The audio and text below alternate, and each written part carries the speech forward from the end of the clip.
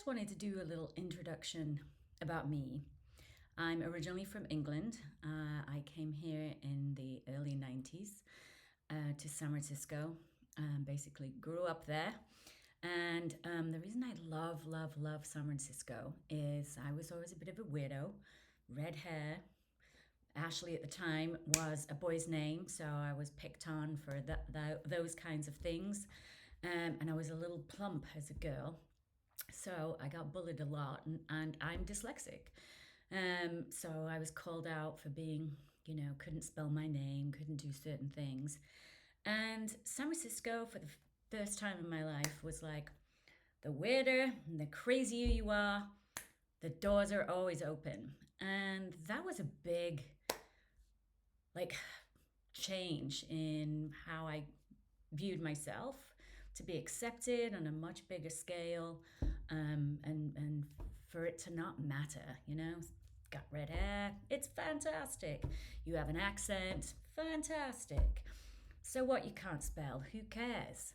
All of that just kind of, blurred away. And coming from that place of kind of feeling socially awkward, the beginning part of my life, to hear where I am today on this channel, presenting, is a journey. And that's kind of what I want to talk about, your pain points, your challenges, your story, and the parallels of all of us as humans, but how we get through that. We're going to have our failures, and our failures make us stronger. Our failures are how we learn, and our failures are actually the richness of who we now have become. So, do I know how to fight?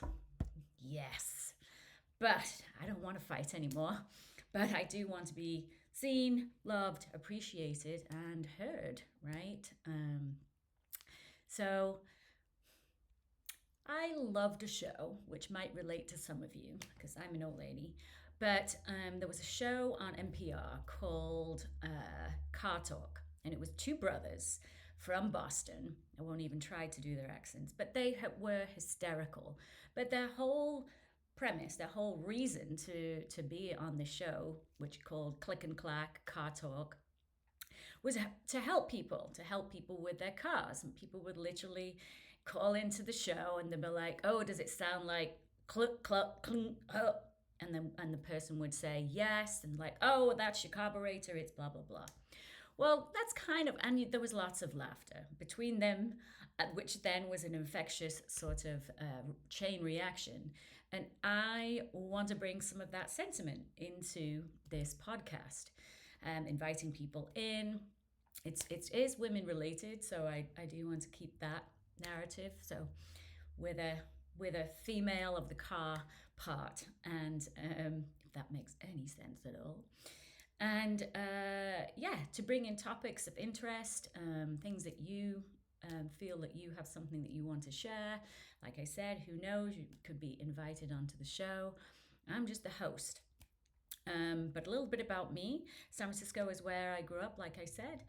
And I have a love and a passion for music, live music. You'll see a lot of things that I post about my experiences of live music and dance, getting into your body, right? Connecting to your body, for me, is an enlightening experience. I'm a long distance cyclist, former rock climber, mountaineer, dancer since I was 3 years old. I remember coming into the living room dressed up in my mom's jewelry and pearls, what have you. She didn't have pearls, but jewelry, and maybe her shoes, and then throwing the door open, and often would mimic like, Mae West, come up and see me sometime, and then I'd start my dancing and what have you. So I, from an early age, was a dancer, and it just fills me up. And you don't need much for that sort of enlightenment and that engagement. You can just put on some music, dance around your kitchen, sing in your car, and shake it up a little bit. Do that in your shower to start your day. I mean, anxiety needs to be managed. There's breath work that we can do. Here's one for the vagus nerve. I'm sure it's out there all over the place, but it's good to practice this in that time when you're feeling that anxiety coming up from your stomach into your chest. To just take a moment, take a deep breath, belly breath, chest breath. Hold it at the top. 1, 2, 3. Release with the jaw open. That helps release the energy from inside of you, all of that sort of anxiety, the tingling sensation, and maybe some adrenaline starting to influence your body. And now you have a tool to calm that down, right? Taking yourself out of a bad situation.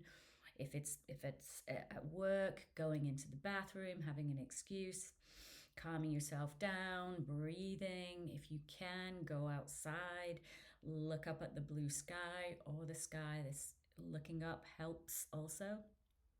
Just taking a moment to pause, right? And if there's any furry animals around, dogs, cats, go stroke one of them, try and engage. That's a way of calming your nervous system down. We'll have more on that later in other episodes, but I just wanted to say hi and tell you a little bit about myself. So I have had a lot of challenging experiences in my life.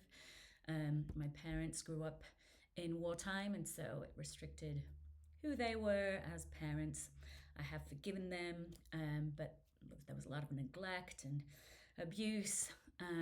So as soon as I could, I got out of that situation, and now I've done a lot of healing, a lot of therapy, different modalities, talk therapy, hypnotherapy, medicine journeys, you name it, I've probably done it. And all of it helped. All of it helps heal. So you're not carrying that pain and that suffering, that burden anymore, that you can really be free. And the challenges that come up then don't knock you down as far. Don't take you down the rabbit hole of never being able to be enough, or it's not for me, I'm not worthy, it's never available to me. Those are beliefs, right? That are running the story, that are your perception of how you see the world. But if you clear all of that out and you heal internally and have more peace of mind, more connection to self, right? That's who we're born to be. Then little things don't throw you down that rabbit hole anymore. You're able to feel it, let it pass through you, deal with it, find a solution, right? So you're not going into the depths of deep depression and withdrawing and hibernating in a way, right? That doesn't help us. That's what the show, again, is all about, is to reveal all of the truths, right? That, we are imperfect. We do make mistakes.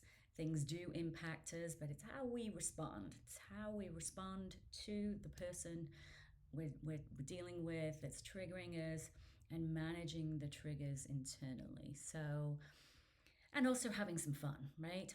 I'm all about having fun, that's for sure. Let's get this dance on. You'll see some dance videos of mine. Like I said, it is a passion. It really motivates me, but also hikes in nature with girlfriends. So I hope this reaches you and you will have some interest, and I would love to hear from you on what you would like to talk about. There will be more of an agenda that I will be posting, obviously, to get you prepared for something you might want to listen to, or maybe you just come across this. But the theme is, always look on the bright side of life. Ba-dum, ba-dum, ba-dum, ba-dum. Always look on the bright side of life. Ba-dum, ba-dum, ba-dum, ba-dum. You get a brownie point if you know where that came from. And there'll be more of those sorts of quizzes. But like I said, this isn't your, channel just to get serious. We want to bring in some lightness, some humor, some stories for enlightenment, and everything in between. So, looking forward to She Thrives, Future Aligned, and everything that goes on in between. Much love. I'll see you soon.